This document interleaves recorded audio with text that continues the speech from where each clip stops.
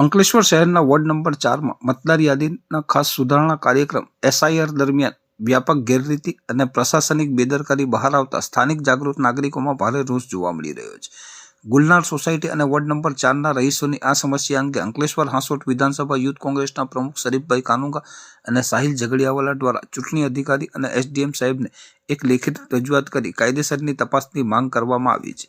રજૂઆતમાં જણાવ્યા અનુસાર સરકાર દ્વારા ચલાવવામાં આવેલ સ્પેશિયલ ઇન્ટેન્સિવ રિવિઝનની કામગીરી દરમિયાન અનેક પાત્ર મતદારો નિયમ મુજબ અને નિર્ધારિત સમયમર્યાદામાં પોતાના ફોર્મ ભર્યા હતા. તંત્ર દ્વારા આ ફોર્મો સ્વીકારવા લેવામાં આવ્યા હોવા છતાં મહિનાઓ વીતી જતા હજી સુધી આ ફોર્મો ઓનલાઈન મતદાર ડેટાબેઝમાં અપલોડ કરવામાં આવ્યા નથી. આ ગંભીર બેદરકારીના કારણે સેંકડો મતદારો આગામી ચૂંટણીઓમાં મતાધિકારથી વંચિત રહી જાય તેવી સ્થિતિ નિર્માણ પામી છે, જે લોકશાહીના મૂળભૂત અધિકારોનું ઉલ્લંઘન છે.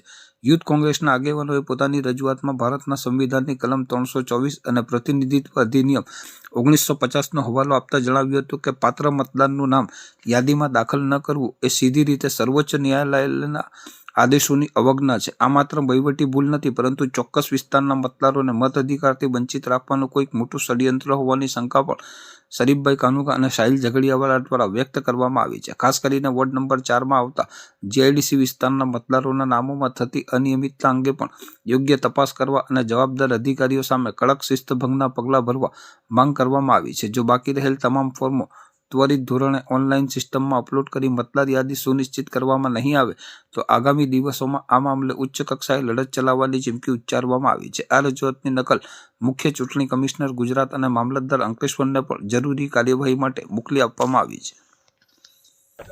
આજરોજ અંકલેશ્વર મામલતદાર સાહેબશ્રીને વોર્ડ નંબર 4માં આવેલ જૂનો ભાગ નંબર 130 માટે અમે રજૂઆત કરી હતી.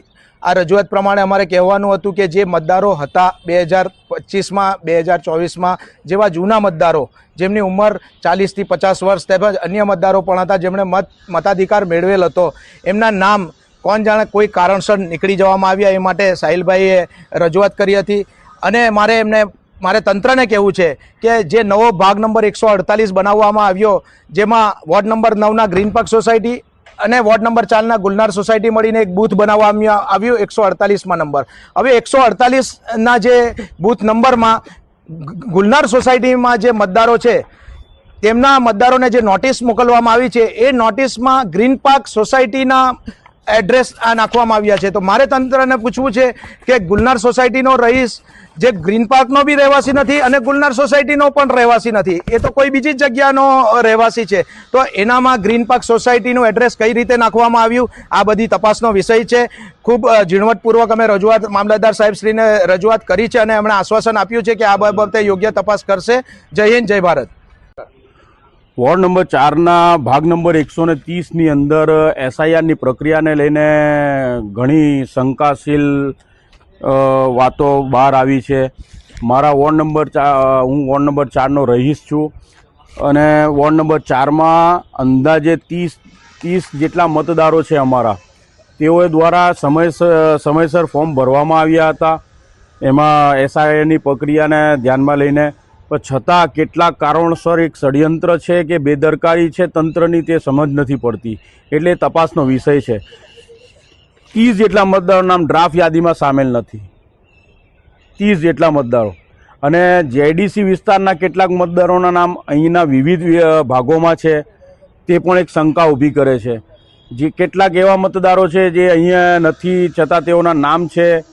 SIRની પ્રક્રિયાને લઈને કોઈ વસ્તુ ક્લિયર થતી નથી. તંત્ર આની અંદર પગલાં ભરે એવી અમારી માંગ છે. અમે મામલતદાર સાહેબને રૂબરૂ મળીને રજૂઆત કરી.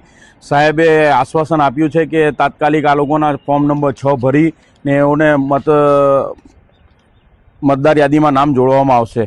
કલમો 1950 અને 1960ની હેઠળ મતદાર મતનો અધિકાર મેળવે છે અને મતનો અધિકાર છીનવી લેવાનો હક અને અધિકાર કોઈ પણ ષડયંત્રકારીનો નથી.